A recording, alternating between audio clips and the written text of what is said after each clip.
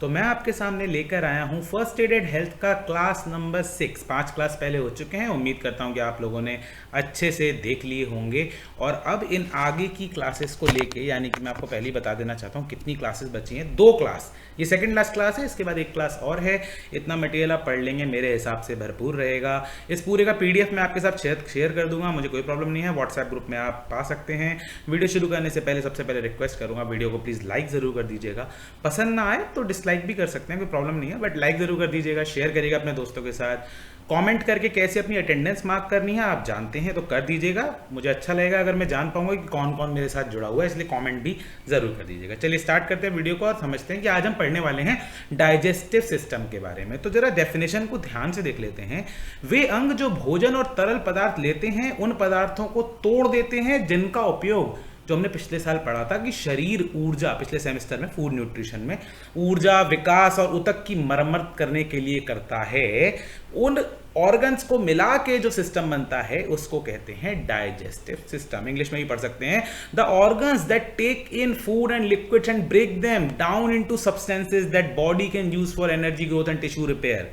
Waste product जो होते हैं वो शरीर से बाहर निकल जाते हैं, आप सब जानते हैं। डाइजेस्टिव सिस्टम जरूरी पदार्थों को ऊर्जा के रूप में चेंज करके प्रोटीन, कार्बोहाइड्रेट, जहां जहां जैसे जैसे जरूरत होती है वहां वहां पहुंच जाता है। इसके अंदर क्या क्या होता है भाई? माउथ होता है, थ्रोट होता है, ईसोफेगस होता है, स्टोमक होता है, स्मॉल इंटेस्टाइन होता है, large intestine, rectum and anus. Hindi में भी यहाँ पे साफ साफ लिखे हुए हैं कि भाई लार ग्रंथियां, यकृत, पित्ताशय की थैली और ये सब चीजें डाइजेस्टिव सिस्टम में शामिल होती है।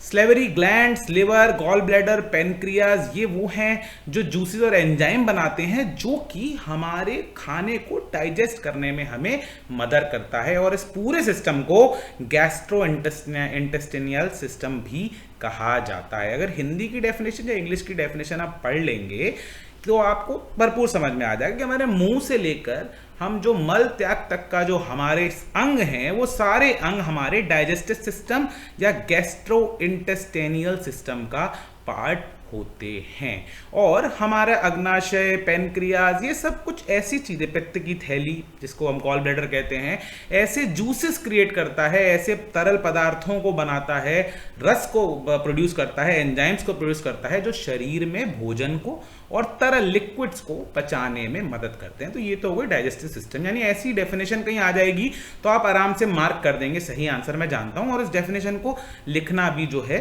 जरूरी है अगर आपका डिस्क्रिप्टिव पेपर है। माउथ से शुरू हो जाता है, ये भी बहुत इंपॉर्टेंट पॉइंट है। डाइजेस्टिव सिस्टम का प्रोसेस मुंह से शुरू होता है। देखिए जरा पढ़ते हैं।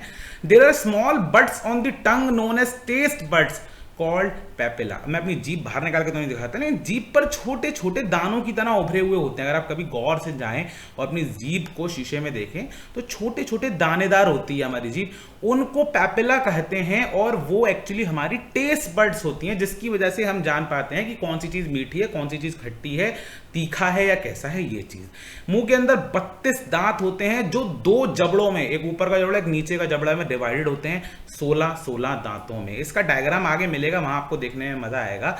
टीथ जो होते हैं 2 तरह के होते हैं, टेम्परेरी और या फिर हमको कहते हैं दूध के दांत, अस्थाई या दूध के दांत। 6 से 9 महीने की उम्र में निकलने शुरू होते हैं, 5 से 10 साल की उम्र पे ये झड़ जाते हैं और उसके बाद जो होते हैं उन्हें कहते हैं परमानेंट टीथ। तो चलो मेरा सवाल आपसे ये है, क्या ये परमानेंट टीथ टूट सकते हैं? क्या ये परमानेंट टीथ जो हैं, पक्के दांत हैं, ये टूट सकते हैं? ये मेरा आप लोगों से सवाल है। मुझे ऐसा लग रहा है कुछ कैमरा मेरा गंदा सा हो रहा है, तो मैं किसी चीज़ का प्रयोग करके इसको थोड़ा सा साफ कर लूँ। 1 सेकंड देना मुझको भाई लोग। नहीं, कंडीशन वैसी की वैसी है, कोई बात नहीं, शायद लाइट की प्रॉब्लम है। हाँ तो बताओ भाई, क्या किसी के परमानेंट टीथ टूट सकते हैं? एक तो नेचुरली टूट सकते हैं उम्र के साथ, और दूसरा ऐसे भी परमानेंट दांत टूट सकते हैं। तो हाँ बिल्कुल टूट सकते हैं। ये वाले दांत जो होते हैं नेचुरली टूट जाते हैं, परमानेंट दांत भी नेचुरली तो जाते ही हैं उम्र के साथ, लेकिन नहीं करनी है उससे भी टूट जाते हैं। लिवर जो है लार्जेस्ट इंटरनल ऑर्गन है in the body which plays an important role in digestion by insulin regulation. अब हम पहले पढ़ चुके हैं कि जो लिवर होता है, यकृत जो होता है, वो हमारे शरीर का सबसे बड़ा आंतरिक अंग है। यहां सवाल ये उठता है कि फिर शरीर का सबसे बड़ा अंग कौन सा है? There is a difference between this. ये आंतरिक अंग है शरीर का सबसे बड़ा। तो ओवरऑल शरीर में सबसे बड़ा अंग कौन सा है, आप आगे भी पढ़ने वाले हो, और ये सवाल मैं आपके साथ यहाँ छोड़ता हूँ, जो मुझे बताएगा उसको मैं दूंगा जादू की जफ्फी। तो बताओ भाई, शरीर का सबसे बड़ा अंग कौन सा है? आंतरिक अंग तो लिवर है, वैसे कौन सा है? आगे बढ़ते हैं, जब तक आप इस बात का जवाब देते हैं। लिवर से इंसुलिन निकलता है जो शुगर कंट्रोल करने में हेल्प होता है।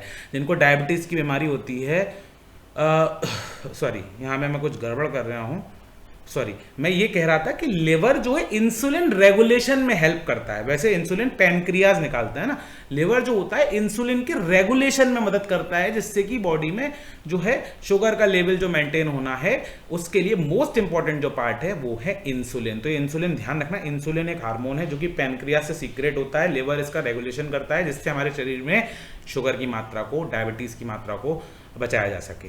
सबसे बड़ा अंग कौन सा है शरीर का, ये बताना भी पेंडिंग है। डायरिया के कॉमन रीजंस क्या होते हैं भाई? कंटेमिनेटेड फूड या वाटर अगर आप पी लेते हो, यानी गंदा दूषित भोजन या पानी आप पी लेते हैं तो डायरिया हो सकता है। डायरिया शुद्ध शब्दों में कहना पड़ता है, क्या करें, हम ऐसा सब्जेक्ट पढ़ा रहे हैं। दस्त की जो प्रॉब्लम होती है, लूज मोशन जो हो जाते हैं, डायरिया के कारण हो जाता है। बच्चों में इसके एक वायरस की वजह से होता है, इसका नाम होता है रोटा वायरस। ये रोटा वायरस रोटा देता है हम लोगों को। फूड पॉइजनिंग जो है, मेजर सिम्टम इसके होते हैं नोजिया और वॉमिटिंग, और ऐसे केस में ये यहाँ फर्स्ट एड का मेन पार्ट आता है। भाई लिक्विड खाना खाना चाहिए, तरल पदार्थ, अगर आपको फूड पॉइजनिंग हो रही है। एंटी डायरियल या फिर एंटीबायोटिक दवाइयों का सेवन करना जरूरी हो जाता है फूड पॉइजनिंग के समय। तो हम क्योंकि डाइजेस्टिव सिस्टम पढ़ रहे हैं, हम लोग जाते हैं मस्त चेप के आते हैं गोलगप्पे, भल्ला, चाउमीन, फिर हमारा पेट हो जाता है खराब। तो ऐसे केस में हम कहते हैं नहीं यार, हल्का हल्का खिलाओ, लिक्विड लिक्विड खिलाओ, दलिया खिलाओ, खिचड़ी खिलाओ। तो बिल्कुल उसी बारे में यहाँ पे बात कर रहा है। Most of the digestion takes place is small intestine. बहुत इंपॉर्टेंट है क्वेश्चन के तौर पे भी, जो हमारी अधिकांश पाचन क्रिया है वो छोटी आंत में ही हो जाती है, और आंतों के मेंटेनेंस के लिए सबसे इंपॉर्टेंट है फाइबर। अच्छे फाइबर वाला अगर हम खाना खा रहे होंगे तो जो हमारी आंत है उसके अंदर, इंटेस्टाइन के अंदर पाचन क्रिया, डाइजेस्टिव जो प्रोसेस है वो इजी हो जाएगा। तो हमने आंत भी पढ़ लिया, हमने दांत भी पढ़ लिया। हम दांत तोड़ सकते हैं, हम आंत नहीं तोड़ सकते, ये ध्यान रखना है। याद रखिए, पाचन की शुरुआत मुंह से होती है। कैसे होती है, कोई मुझे बताना चाहेगा? भाई पचाने की शुरुआत मुंह से कैसे होती है, कौन बताएगा मुझे? पाचन की शुरुआत मुंह से कैसे होती है? तो बिल्कुल आप सही समझ रहे हो कि हम जब खाना खाते हैं, रोटी का निवाला लेते हैं, चबा चबा के उसको ब्रेक करता है हमारा मुंह, हमारे दांत। तो पाचन की प्रक्रिया तो मुंह से शुरू होती है। थोड़ा सीधे लील गए अंदर, स्वेलो कर लिया, नहीं, ऐसा नहीं है। डायरिया अगर किसी को हो जाता है तो भाई केला, चावल, प्लेन टोस्ट की सलाह दी जाती है। ये फर्स्ट एड के बहुत इंपॉर्टेंट पार्ट हैं। भाई फर्स्ट एड पढ़ रहे हैं हम, हमें ये जानकारी तो होनी चाहिए क्या क्या चीज़ होती है, इसके साथ ये भी जानकारी हमें होनी चाहिए बेसिक सी, कि डायरिया या किसी और दांत के इश्यूज में हमको क्या हेल्प कर सकते हैं किसी व्यक्ति को। हालांकि ये बहुत जनरल चीज़ें हैं तो आप लोग इसको आराम से कर लेंगे, लेकिन ये 6 से 9 महीने, ये 5 से 10 साल, ये 32, ये 16, ये 2 jaws, common reason for diarrhoea, rota virus, major, ये सब इंपॉर्टेंट पॉइंट्स है जो मैं आपके लिए कंपाइल करे बैठा हूँ। इसमें से क्वेश्चन बनेगा ही बनेगा, या आप आंसर में लिख के आएंगे तो भाई सब कुछ डाइजेस्ट हो जाएगा। आगे बढ़ते हैं इसके साथ। गोलगप्पे भल्ले की बात कर ली, दिक्कत हो गई। अच्छा, तो आप लोग मेरे साथ अच्छे से जुड़े हुए हैं। अगर आप लोग को मेरी बात समझ आ रही है तो एक बार लिख दीजिएगा यस सर। आप यस सर लिख दोगे तो मुझे पता चल जाएगा आप यहाँ पे मौजूद हो। Hello, are you here guys? चलिए आगे बढ़ते हैं। ये दांतों की इमेज है, बहुत अच्छे से देख लेना। कोई हिंदी वाला व्यक्ति हो तो गूगल पे डालना teeth system in Hindi, simply डालिए हमारी दंत के जो संरचना है हिंदी में, तो आपको सब हिंदी में मिल जाएगा। इसमें इतना बड़ा टास्क नहीं है कोई, तो आप लोग ढूंढ लीजिएगा। ये कुछ मिला के देखो, ये ऊपर वाले दांत हैं हमारे, ये नीचे वाले दांत हैं हमारे। 16 दोनों जबड़ों के अंदर मिले हुए हैं। ये अपर राइट है, ये अपर लेफ्ट, 4 हिस्सों में बटा हुआ है कुल मिला के। लोअर लेफ्ट, निचला हिस्सा उल्टे हाथ का, निचला हिस्सा सीधे हाथ का, ऊपर का राइट, नीचे ऊपर का लेफ्ट। तो ये पूरा जो है हमारे टीथ का सिस्टम है, परमानेंट टीथ का सिस्टम, ध्यान रखिएगा। इन्हें कहते हैं मोलार, इन्हें कहते हैं प्री मोलार, इन्हें कहते हैं कैनी, और इन्हें कहते हैं इंसिजर। सबसे तीखे दांत होते हैं ये आगे के हमारे। इनकी क्या क्या फंक्शंस होती हैं देखिए। ये तो चबाने और काटने के काम आता है, ऑफकोर्स हम सभी जानते हैं। स्वेलो करने में मदद करता है, जीभ के एकदम पास होता है। इसके बारे में मैंने आगे एक जगह लिख दिया है, वहां से आप लोग पढ़ लीजिएगा। बट कुल मिला के 1 2 3 4 तरह के दांत हैं। ये 6 एक से, ये 4 एक से, ये 2 एक से, और ये 4 एक से। एक जबड़ा है, ऐसा दूसरा जबड़ा, और ऐसे करके पैकमैन की तरह ऊपर नीचे हम चलते रहते हैं। देखो भाई, human digestive system, parotid gland, pharynx, oesophagus, liver, gall bladder, stomach, pancreas, small intestine, large intestine, appendix, rectum, anus, पूरा का पूरा सिस्टम है। अगर आपको हिंदी में चाहिए वैसे मैं डाल दूंगा ग्रुप में, नो प्रॉब्लम, बट अब सिंपल गूगल करना human digestive system in Hindi, तो आपको ये पूरा का पूरा जो सिस्टम है यहाँ से होते हुए देखो खाना कहाँ से कहाँ तक जाता है आपको आराम से मिल जाएगा। पैनक्रियाज, ध्यान रखना, पैनक्रियाज हमारा इंसुलिन प्रोड्यूस करता है और लिवर उसकी रेगुलेशन में हेल्प करता है। ध्यान रखिए फर्स्ट एड के कुछ चीज़ की बॉइल्ड वाटर या बॉइल्ड चीज़ों को यूज़ करना ज़्यादा बेहतर होता है। ORS जो हम शुरू से पढ़ते आ रहे हैं, ओरल रिहाइड्रेशन सोल्यूशन, इसका फुल फॉर्म भूलना नहीं है। ORS का फुल फॉर्म लिख दीजिए जरा, सब कुछ सब लोग लिख दीजिए ORS का फुल फॉर्म। और ORS कब यूज़ किया जाता है, लिखिए, डिहाइड्रेशन के टाइम पे जब हमारे शरीर में पानी की कमी हो तो रिहाइड्रेशन सोल्यूशन है ये बाजार में बिकता है और इसको बनाने का, घर पे बनाने का भी तरीका है, ये हमको याद करना है, पेपर में डेफिनेटली आएगा। बट हम यहाँ पढ़ लेते हैं कि अगर आपके डाइजेस्टिव सिस्टम में प्रॉब्लम है तो जूस वूस नहीं पीने हैं भाई, सिंपल पानी, पतला खाना, ये सभी लेना होता है। दही ले सकते हैं, और अगर ज़्यादा दिक्कत हो रही है किसी को तो मेडिकल अटेंशन की रिक्वायरमेंट है। हमेशा ध्यान रखिएगा कि फर्स्ट एड एंड हेल्थ में हम ये पढ़ रहे हैं कि विभिन्न स्थितियां, अलग अलग सिचुएशंस कैसी कैसी आ सकती हैं। अगर अंत में कोई व्यक्ति को इतनी समस्या है कि वो सांस नहीं ले पा रहा है या दिक्कत बहुत ज़्यादा है, तो हम किस ट्रीटमेंट का इस्तेमाल करते हैं, ये हम बार बार पढ़ते आ रहे हैं। आप सब लिख के बताइए, अगर किसी को सांस ही नहीं आ रही, दिल की धड़कन ही नहीं मिल रही, तो आप उसको क्या दोगे, लिखिए, आप उसको क्या देंगे? अगर किसी को सांस नहीं आ रही, बिल्कुल धड़कन फील नहीं कर पा रहे हैं, फर्स्ट एड के रूप में आप उसे क्या देंगे? CPR, कार्डियो पल्मोनरी रिससिटेशन, हम पढ़ चुके हैं पहले भी।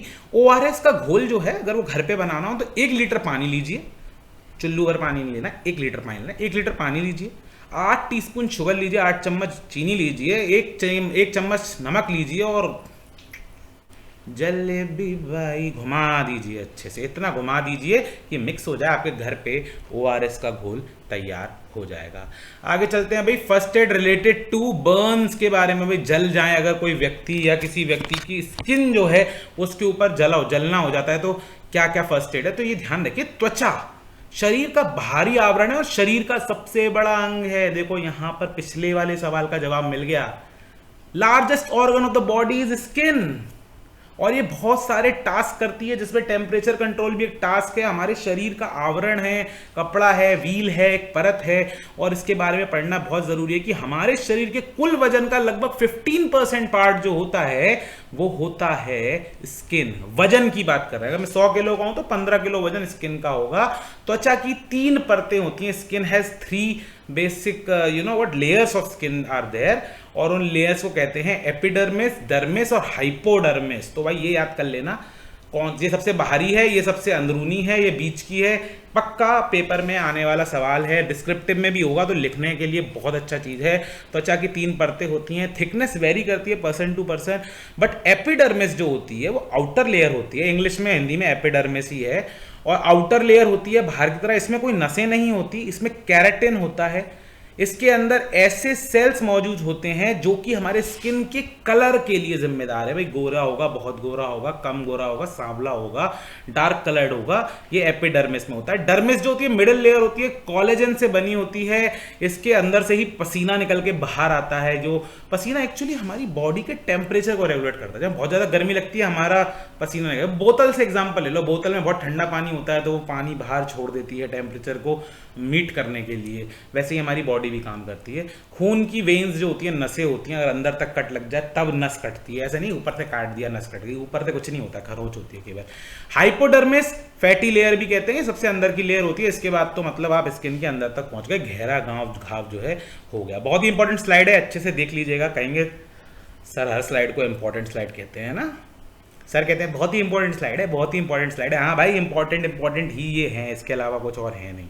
चलो भाई आगे बढ़ते हैं। ये देखो स्किन, एपिडर्मिस होता है, देखो इतना सा हिस्सा है, ऊपर का हिस्सा है बस। डर्मिस जो होता है हमारा ये वाला हिस्सा है, देखो ये, इसकी डेप्थ से ना यहाँ पे हमारी ये इस तरीके से सारी नसें और चीज़ें मौजूद हैं। हाइपोडर्मिस जहाँ पे बालों का भी बॉडी हेयर जो होता है उसकी जो बिंदु हैं मौजूद हैं, और ये हमारी नसें जा रही हैं, देखो ये। तो ठीक है, ये स्किन का एक अच्छा सा डायग्राम है, देख लेना। और आप यहाँ पे समझ लीजिए कि ये मैं क्या पढ़ा रहा था, डीप पार्शियल फुल, अच्छा अच्छा, superficial first, epidermis, pain, redness, तो ये सब बातें हो रही हैं कि भाई जो हमारा बर्न्स हैं, जो जल जाए इंसान, तो उसकी कैटेगरी की बात हो रही है। 3 तरह की, अभी मैं उसके बारे में बाद में बात करता हूँ, पहले बुखार के बारे में बात कर लेते हैं। बुखार नॉर्मल टेम्परेचर 98.6 फ़ारेनहाइट या फिर 37 डिग्री सेल्सियस होता है। फीवर माना जाता है 100.4 फ़ारेनहाइट के ऊपर, मतलब 98.6 नॉर्मल है, बट आप बुखार आ रहा है, आप तब कह सकते हैं जब 100.4 डिग्री फ़ारेनहाइट से ज़्यादा आपकी बॉडी का टेम्परेचर हो जाता है। ये सेल्सियस में ज़रूर याद कर लेना ना, पेपर में आने के चांसेस हैं। ठीक है ना, क्लियर है ना। अगर किसी को बुखार आ रहा है, ठंडी पट्टी करना, अच्छा खाना खिलाना, पैरासीटामोल, प्लेटलेट्स के ऊपर बहुत ध्यान देना है। जो खून में प्लेट होती है ना, वो कम हो जाती हैं, वो हमारी अच्छी खासी मात्रा में होनी चाहिए, लेकिन 1.5 लाख से नीचे चली जाए तो बहुत ज़्यादा प्रॉब्लम हो जाती है। हाइपोथर्मिया भैया पढ़ लो, बुखार तो आपने पढ़ लिया, हाइपोथर्मिया कई बार आ चुका है हमारे। हाइपोथर्मिया क्या होता है, कौन बताएगा भाई हाइपोथर्मिया क्या होता है? भाई हाइपोथर्मिया का मतलब बिल्कुल बहुत ज़्यादा ठंडा पड़ जाना, जब बॉडी का टेम्परेचर 35 डिग्री से नीचे चले जाए तो मतलब भाई हाइपोथर्मिया हो रहा है। ये ध्यान रखना, 99 से 100 मतलब माइल्ड फीवर है, 100 से 103 मीडियम फीवर है, और 103 से ऊपर गंगोर भाई सीवियर फीवर, एकदम अंडा बना लो इंसान को ऊपर डाल के, इतना तेज बुखार आ रहा है। कुल मिला के माइल्ड फर्स्ट एड केयर से चल जाएगा बुखार, अगर हल्का बुखार है तो मैनेज हो जाएगा। मीडियम में फर्स्ट एड भी चल सकता है, लेकिन डिहाइड्रेशन बहुत होता है, जिसके लिए किस घोल का यूज करते हैं अगर डिहाइड्रेशन हो रहा है तो? पानी तो पिलाते हैं, ORS, और ये प्लेटलेट्स के लिए कीवी का फल खिलाते हैं। ये सब चीज़ें फर्स्ट फूड न्यूट्रिशन में पढ़ी हैं हमने। और अगर सीवियर आ रहा है या मीडियम भी आ रहा है तो हॉस्पिटलाइजेशन की ज़रूरत भी पड़ सकती है। तो निर्भर करता है कि बुखार के क्या क्या साइड इफेक्ट्स हो रहे हैं, किस किस तरीके के साइड इफेक्ट्स है, उस पर निर्भर करता है। आज मेरा फोटो थोड़ा बड़ा हो गया है, मैं आपको बड़ा दिख रहा हूँ, थोड़ा मैटर कट रहा है, लेकिन मैंने लिखा है 103 एंड अबव, और जब मैं आपको स्लाइड भेजूंगा ना तो आपको पूरा अच्छे से दिखाई देगा। जो बर्न्स होते हैं, अगर इंसान जल जाए तो उसकी स्किन में जो बर्न्स होते हैं ना, वो होते हैं 1st degree burn, 2nd degree burn, 3rd degree burn. यानी कि अगर कोई इंसान जला है, गैस पे हाथ जल गया हमारा, ऊपर ऊपर से जला है, अगर एपिडर्मिस पे जला है तो उसको 1st डिग्री बर्न कहेंगे। अगर डर्मिस तक पहुंच गया है जलने से, जलना इतना गहरा हुआ, इतना तेज हुआ कि डर्मिस भी जल गई, तो भाई 2nd डिग्री बर्न है। और अगर डर्मिस से भी आगे बढ़ रहे हैं हम लोग तो 3rd डिग्री और फुल बर्न आते हैं, जो हाइपोडर्मिस तक पहुंच जाते हैं। इसके अंदर पेन होगा, रेडनेस होगा, हल्की स्वेलिंग आएगी, लेकिन 2nd और 3rd में तो भाई फफोले पड़ जाते हैं बुरी तरीके से। आगे वाली स्लाइड देख लेते हैं। अदर टाइप्स ऑफ बर्न्स जो होते हैं वो होते हैं सनबर्न, वो आजकल चल रहा है ना, पापा की परी और मम्मी के मगरमच्छ। हम लोग क्या करते हैं, सब लोग कपड़ा वपड़ा मुंह पे बांध के निकलते हैं, oh my skin is so sensitive. लड़के भी बोल रहे हैं भाई, लड़कियां ही नहीं, लड़कों के लिए भी, लड़के भी बोल रहे हैं माई स्किन इज सो सेंसिटिव। हमें भैया धूप, मेरे को तो ऐसा लग रहा है ये जो ट्यूबलाइट की लाइट पड़ रही है ना, इससे मेरी स्किन जल जाएगी। ऐसी बात आजकल करने लगे लोग कि भाई धूप से मेरी तो स्किन सनबर्न हो जाती है। क्यों होती है? Ultra violet rays. हम अपने आप को कपड़े में ढक के या बंद कमरे में रह के इतना सेंसिटिव बना लेते हैं कि धूप की वजह से हम तुरंत जलने लग जाते हैं। और धूप भी मैं मानता हूँ तेज पड़ रही है, पॉल्यूशन बहुत है, बांध लो मम्मी के मगरमच्छ या पापा की परी बन सकते हैं हम, कोई दिक्कत वाली बात नहीं है। कोल्ड बर्न भी होता है, बर्फ से जल गए, ज़्यादा ठंडा हो गया मौसम, उसकी वजह से कोल्ड बर्न भी हो जाते हैं। अगर आप बहुत ज़्यादा ठंडे में बाइक चला लो, तेज़ रफ्तार से हवा पड़ रही है तेज से, तो एकदम स्किन रैश्ड हो जाती है। ड्राई बर्न भी होते हैं। रेडिएशन बर्न, यानी कि जो लोग ऐसी जगहों पे काम करते हैं जहाँ विकिरण है, यानी कहने का मतलब न्यूक्लियर प्रॉब्लम है या कोई केमिकल लोचा है, तो भाई वहाँ पे भी होता है। इलेक्ट्रिकल बर्न आपने देखा होगा, कई बार बहुत दर्दनाक वीडियोज आती हैं, हाई टेंशन वायर लग गया, उसकी वजह से व्यक्ति जल गया, तो ये अदर टाइप्स ऑफ बर्न्स हैं। 1st डिग्री बर्न जब होता है इंसान को, यानी 1st डिग्री बर्न कौन सी लेयर पे था, हमने यहाँ पढ़ा, देखो 1st डिग्री बर्न था एपिडर्मिस लेयर पे, ऊपर वाली पे, तो ऊपर ना लाल या भूरा सा हो जाता है। जब 2nd डिग्री बर्न होता है तो भाई फफोले पड़ जाते हैं, और 3rd डिग्री बर्न में तो स्किन ना काली पड़ जाती है, एकदम सफ़ेद पड़ जाती है। फर्स्ट एड बहुत इंपॉर्टेंट है। देखो ब्लैंकेट का यूज़ करना चाहिए, पानी का यूज़ करना है 10-15 मिनट, अगर कहीं हाथ जल गया है तो पानी में रखो, लेकिन पानी तेज पानी नहीं, हल्का पानी, हल्का स्पीड से। अगर कोई व्यक्ति जल रहा है, जिसको आग लग गई है कपड़ों में, तो फ्लोर पे रोल करके वो अपनी आग को बुझा सकता है, उसको हेल्प कर सकते हैं। इस तरीके से हम don't use very cold water, otherwise can cause hypothermia. भाई किसी को जलन हो गई है या कोई जल गया और आप उसको इतना ठंडा पानी लगा डालें कि हाइपोथर्मिया, उल्टे उसका टेम्परेचर कम हो जाए, तो देखो फर्स्ट एड के मैटर में ना ये चीज़ सीखने वाली है कि ऐसा नहीं करना है कि भाई तेरा पेट खराब है तो हम तुझे और खिलाएंगे। हाइपोथर्मिया जो है वो भी उसको नहीं होने देना है, नॉर्मल पानी का यूज़ करना है। ब्लिस्टर्स, फफोलों को फोड़ना नहीं है, मतलब आप वैसे हिम्मत भी नहीं कर पाएंगे लेकिन फफोलों को फोड़ना नहीं है।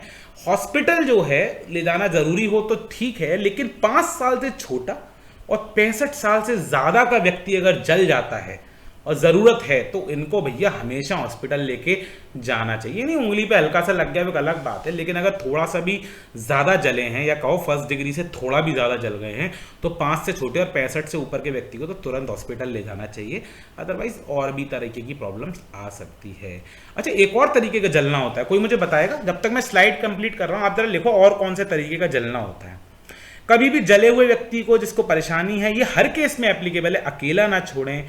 एलिवेशन ऑफ बर्नट एरिया, यानी किसी का हाथ जल गया तो ऐसे ऊपर कर दीजिए जिससे कि वहाँ खून का संचार जो है थोड़ा सा रेगुलेट हो जाए। और आप जानते हैं कि अगर व्यक्ति सांस नहीं ले रहा है, उसको हार्ट में हार्ट बीट नहीं फील कर रहे हैं, ज़्यादा समस्या है, तो CPR का यूज़ करना है। तो मैंने आपसे पूछा था अदर टाइप ऑफ बर्न्स में, मैंने बताया कि भाई सन बर्न हो जाता है, कोल्ड बर्न होता है, ड्राई बर्न हो जाता है। कोई मुझे बताना चाहेगा और कौन कौन सा बर्न होता है? ये मजाक की बात है वैसे। एक बर्न होता है जलन वाला बर्न। कभी कभी हम दूसरे की खुशी को देख के जो जलते हैं ना, वो भी एक तरीके का बर्न है। उसमें ना फर्स्ट डिग्री होता है, ना सेकंड डिग्री होता है, थर्ड डिग्री होता है, वो अलग ही बर्न होता है कि भाई मैं तो तेरी सक्सेस देख के जल गया, मैं तो तेरी बाइक देख के जल गया, मैं तो तेरा नेकलेस देख के, घड़ी देख के जल गई, मुझे तो तेरी एक्टिवा चलाने की स्पीड देख के मैं जल गई। वो भी एक तरीके का जलना होता है, आउट ऑफ कोर्स है, लेकिन हाँ होता तो जलना ही है। क्यों? सही कहा ना? अगर मैं सही कहा तो वापस आ जाओ इस क्लास के अंदर और बोलो यस सर हम सुन रहे हैं। आप सुन रहे हैं ना सब लोग? हेलो, सब लोग हैं एक्टिव? ठीक है, आगे बढ़ते हैं। भाई एनिमल बाइट और टॉक्सिन एक्सेट्रा के बारे में हम पढ़ रहे हैं। एनिमल बाइट्स बहुत तरीके से हो सकता है। कुत्ते को छेड़े थे, कुत्ते ने काट खाया। बंदर को भगा रहे थे, बोल रहे बंदर भाई तू हमारा पूर्वज है, हम तुझसे क्यों डरेंगे, पता चला उसने तुम्हें काट खाया।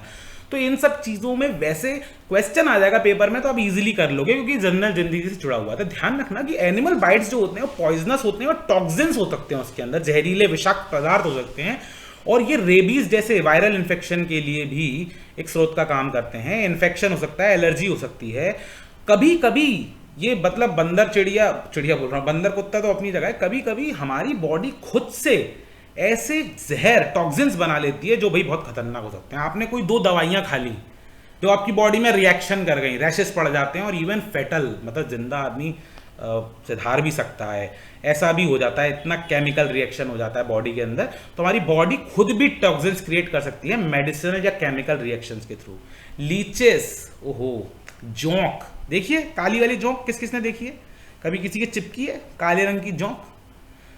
ध्यान रखना वो हार्मफुल नहीं होती, उसकी एक खासियत होती है, वो आपके टीचर्स की तरह, जैसे मतलब मेरी तरह, वो आप लोगों को पढ़ा पढ़ा के आपका खून चूसती है। कहने का मतलब हम लोग आपका पढ़ लो पढ़ लो पढ़ लो कह के खून चूसते हैं, वो डायरेक्ट चिपट के खून चूसती है। हाँ, एक अंतर है, हम लोग जो आपका खून चूस रहे हैं पढ़ाई के लिए पुश करके, उससे आपका फायदा है, वो जो आपका खून चूस रही है उससे आपको कोई फायदा नहीं है। तो इतना मैं श्योर हूँ कि लीचेस जोंक के बारे में आप सब लोग जानते हैं। क्यों? मैं तुम्हारा खून पीता हूँ? अच्छा बेटा, सब लोग मजे ले रहे हो। क्या मैं आप लोगों का खून पीता हूँ? क्या मैं आपको पढ़ाई के लिए कह के आप लोगों का खून पीता हूँ? इस बात पे मजे ले रहे हैं? बताओ सब लोग। चलो वापस आ जाओ टॉपिक पे, वापस आ जाओ। लीचेस की बात कर रहा हूँ मैं। किसकी बात कर रहा हूँ? लीचेस। जोंक आपने देखी है। जोंक वैसे तो ठीक है, कोई दिक्कत नहीं करती, फ्रेश वाटर में मिलती हैं ये, हमेशा गंदे वंदे पानी में नहीं मिलेंगी। ध्यान रखिए ये हार्मफुल नहीं होती, बट प्रॉब्लम ये खून चूसती हैं और इनके ऊपर नमक का प्रयोग नहीं करना चाहिए हम जनरली। मतलब अगर बॉडी पे चिपकी हैं वैसे तो आप कर सकते हो, बट अगर बॉडी पे चिपकी हैं तो आप इसीलिए इस पे नमक का प्रयोग मत करो, क्योंकि ये नमक इनके ऊपर जैसे जाता है उल्टी कर देती है। टॉक्सिन्स जो इनके अंदर होता है उसकी जहर की उल्टी कर देंगी आप ही की वुंड के ऊपर, घाव के ऊपर, तो भैया दिक्कत हो सकती है। तो इसको नहीं करना है ना, नमक नहीं डालना है, वैसे नहीं डालना है, ठीक।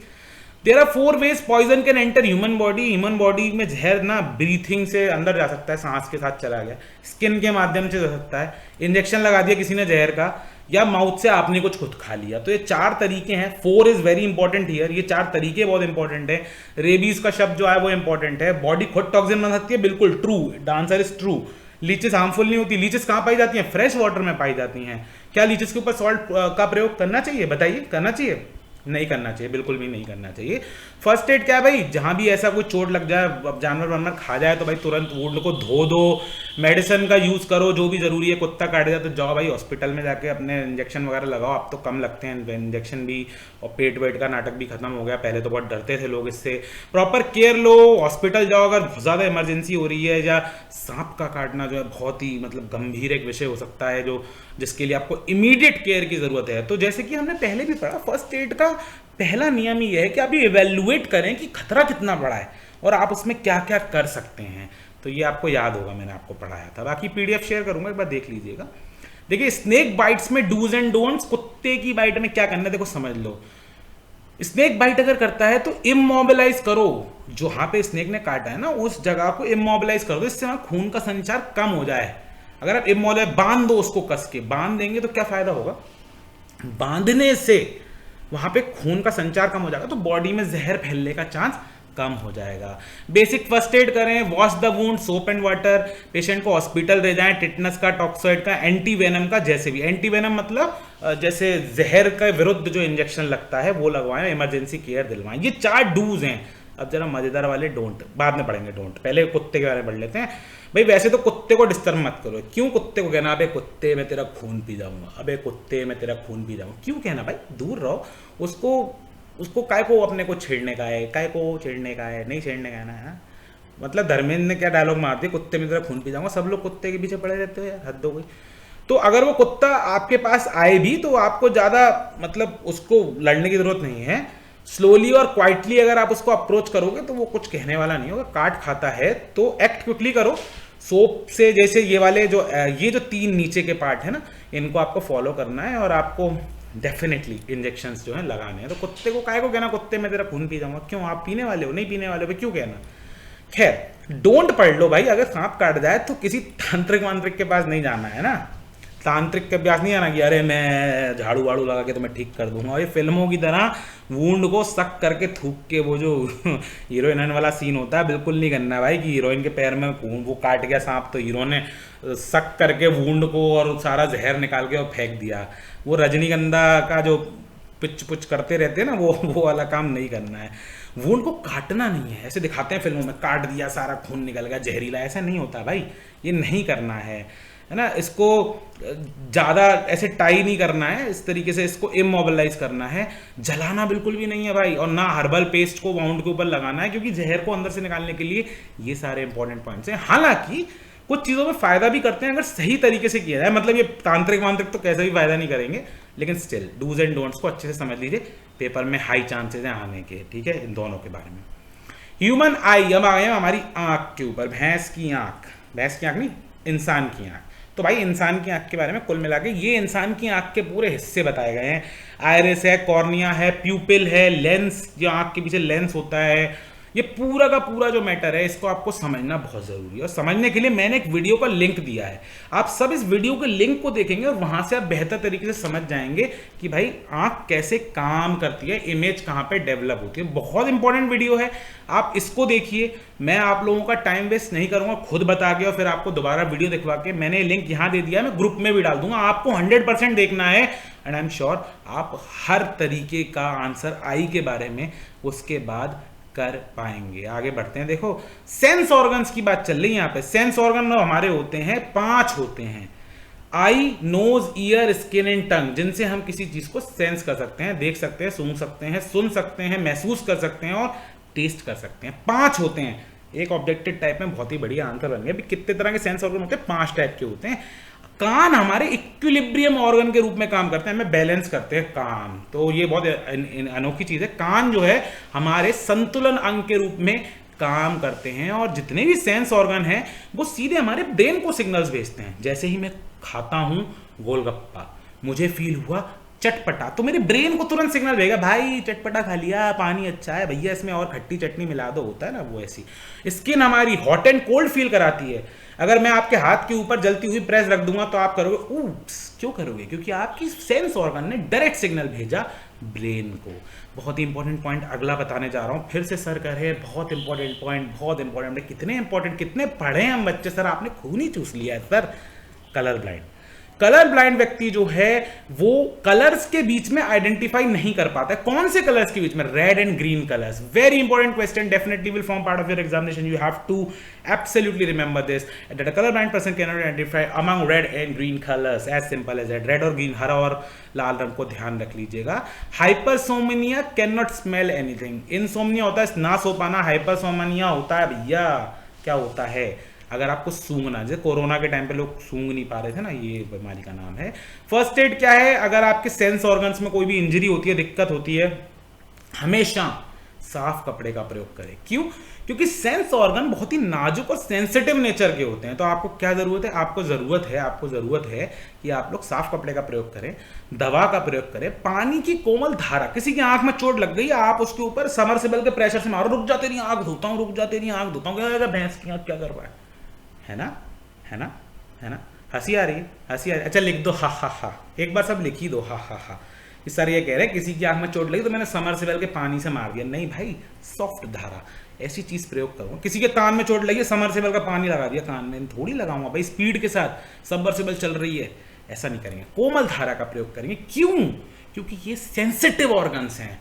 सेंस ऑर्गन्स आर सेंसिटिव, बहुत ही नाजुक प्रकार के हैं। उचित देखभाल जरूरी है। सैनिटाइज हैंड्स का, सैनिटाइजर का इस्तेमाल करें, क्योंकि आंख, नाक, कान की बात हो रही है यहाँ पे। नाक जो है हमारी, अगर उसमें कुछ अटकता है तो बेसिक तौर पे देखा जाए तो सांस लेने से ही उसको सांस साफ किया जा सकता है। आप नाक में कुछ अटक रहा है तो प्रेशर बना के कर सकते हैं, निकाल सकते हैं। आपात स्थिति जो होती है उसके अंदर अस्पताल जाना, ये फर्स्ट एड पॉइंट है। किसी के नाक में कोई प्रॉब्लम हो रही है, कुछ अटक रहा है, तो आप उससे कहेंगे भाई जोर से सांस ले, निकल जाएगा, मुंह से ना लेके नाक से ले। ये चीजें आपको अच्छे से याद रखनी है फर्स्ट एड एंड हेल्थ की। कुछ दिन की बात है, फिर तो आपका ये वाला सेमेस्टर, फिर हम अगले सेमेस्टर में पहुंच जाएंगे। और व्हाट्सएप ग्रुप्स को छोड़िएगा मत, हम रीनेम कर देंगे उसको सेमेस्टर 3, सिंपल एज दैट। तो फालतू में छोड़ने वोड़ने की जरूरत नहीं है, फिर नया ग्रुप बनाओ, फिर ऐड करो, क्या फायदा है। इंपॉर्टेंट पॉइंट्स हैं आंख के बारे में। पहले आंख का वीडियो देखिएगा, फिर ये पॉइंट्स पढ़िएगा, समझ में आ जाएगा। जैसे प्यूपिल जो है वो open and closes in order to regulate control the amount of light. हमारी जो आंख की प्यूपिल्स होती है, आयरिस होती है, स्केलरा होता है, कॉर्निया होता है, ये सब कंजक्टिवा होता है। रेटिना, रेटिना आंख के पीछे होती है जो लाइट को कैप्चर करती है। ऑप्टिकल नर्व्स होती है। तो ये सारी की सारी जो चीजें हैं, सारी की सारी चीजें कि आपको कैसे समझ में आ जाएगी। शेप बनती है विट्रस ह्यूमर से, ये कैसे समझ में आएगी आपको? केवल एक तरीके से समझ में आ जाएगी, जो मैंने आपको ये यहाँ पे वीडियो का लिंक दिया। आप ये वीडियो का लिंक देखेंगे, फिर भी ना समझ में आए तब मुझसे कुछ पूछेगा तो मैं आपको बताऊंगा।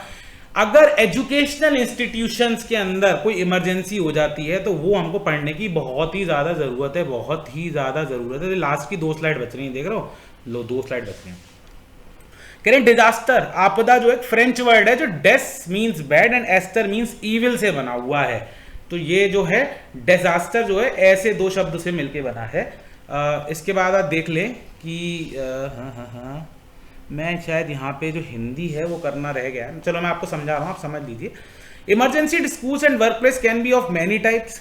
बहुत टाइप की इमरजेंसी हो सकती है स्कूल के अंदर। आग लग सकती है, किसी बच्चे को चोट लग सकती है, खेलते में इंजरी हो सकती है, नेचुरली भूकंप भी आ सकता है, और कोई स्विमिंग पूल में बच्चा डूब गया, कोई पेड़ गिर पड़ा। There can be many types of emergency at schools. और एज अ फर्स्ट एड हम अभी तक बहुत सारी चीज पढ़ते हुए हैं, skin related, heart attack related, injury related, accident related, वो सारे फर्स्ट एड का निचोड़ हम यहाँ पर प्रयोग कर सकते हैं। अगर हम चाहते हैं हमारे इंस्टीट्यूशन में अगर किसी भी तरीके से डिजास्टर, आपदा ना हो, तो ऐसे केस में हमें क्या करना पड़ेगा? हमें फर्स्ट एड किट और emergency exit, communication system, proper building plan, alarm system, committee होनी चाहिए, एक डिजास्टर मैनेजमेंट कमेटी, ट्रेनिंग होनी चाहिए, मॉक ड्रिल।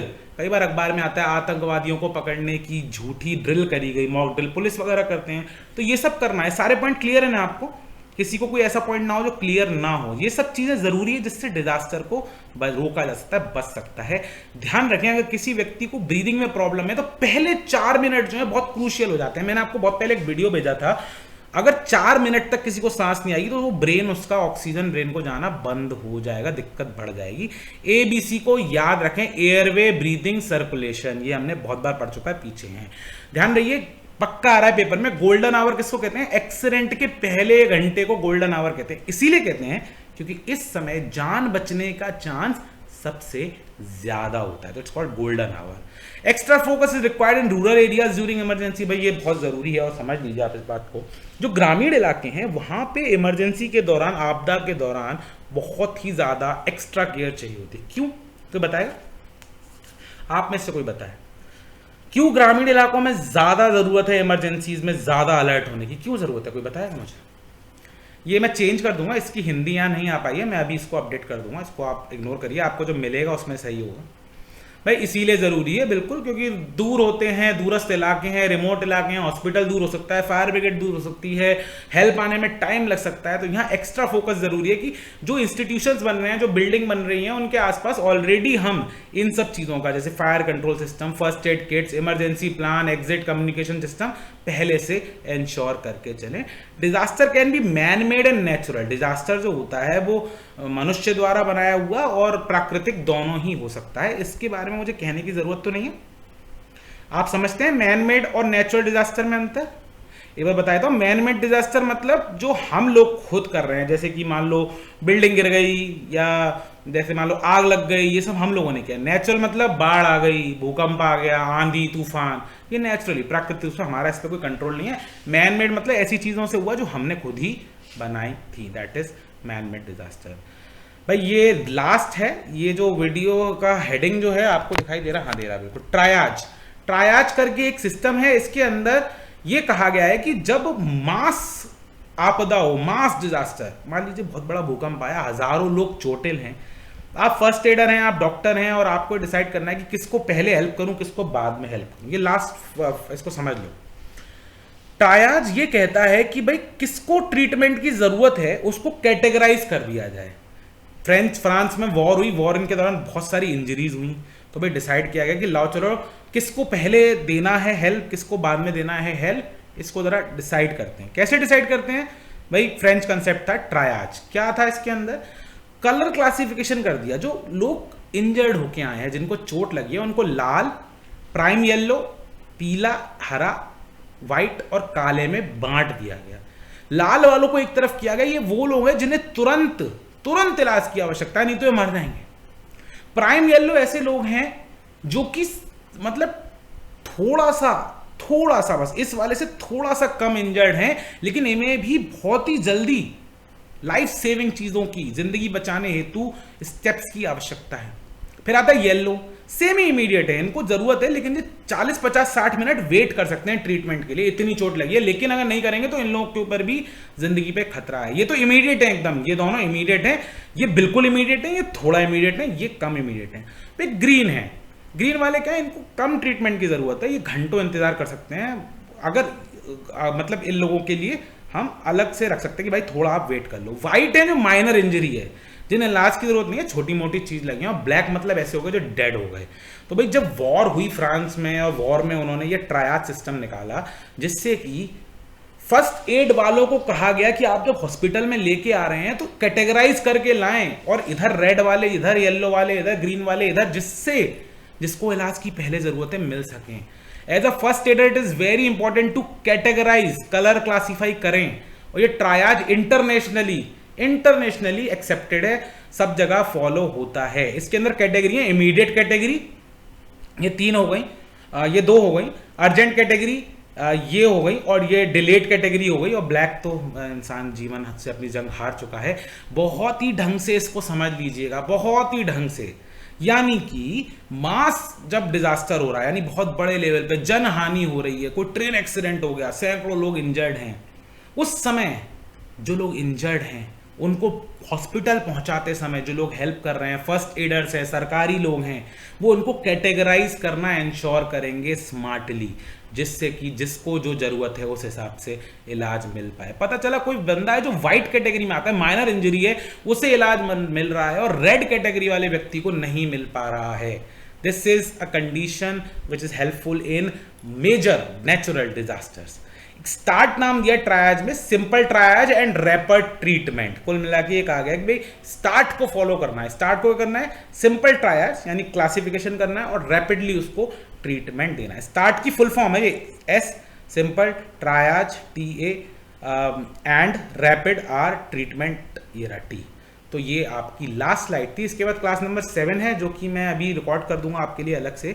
फिलहाल आज की क्लास को, इस वाली क्लास को यहीं पे समाप्त करते हैं। आप लोग अच्छे से पीडीएफ मेरा पढ़ लीजिएगा, मैं आपको बता रहा हूँ इसमें से सफिशिएंट आपको अपना आंसर लिखने के लिए मिल जाएंगे।